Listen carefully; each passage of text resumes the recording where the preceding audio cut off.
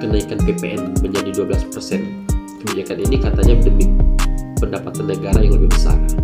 Tapi sebenarnya siapa yang paling diuntungkan dan siapa yang bakal merasa bebannya? PPN atau pajak pertambahan nilai itu pajak yang kita bayar setiap beli barang atau jasa, mulai dari belanja sembako, bayar listrik, hingga ngopi cantik di kafe.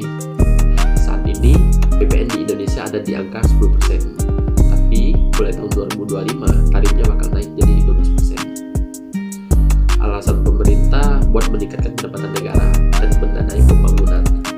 Tapi apakah ini kebijakan yang adil? Kenaikan ini artinya harga barang-barang akan naik.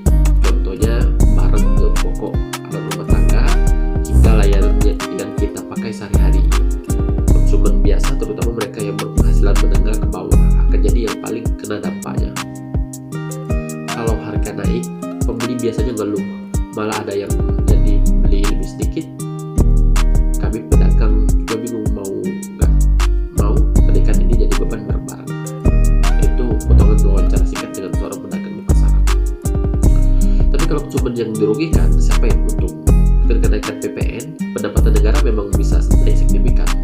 Tapi pertanyaannya, apakah hasilnya akan benar-benar dirasakan oleh masyarakat luas? Kebijakan ini lebih banyak menguntungkan pemerintah karena menambah penerimaan negara.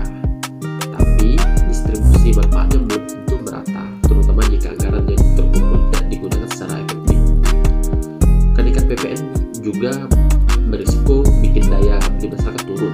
Kalau daya beli turun, UMKM yang jadi pelampung ekonomi bisa ikut terpukul. Produk mereka jadi lebih mahal, tapi pendapatan konsumen nggak naik-naik.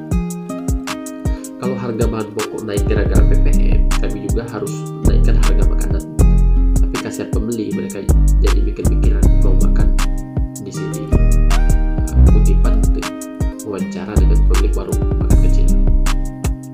Sebenarnya ada alternatif lain yang bisa dilakukan, misalnya memperlakukan pajak progresif bagi mereka yang berpenghasilan tinggi atau mengoptimalkan pajak dari sektor digital. Dengan begitu, beban pajak nggak melulu ditanggung rakyat biasa. Kenaikan PPN jadi 12% ini memang kebijakan besar yang akan berdampak luas, tapi sebelum diterapkan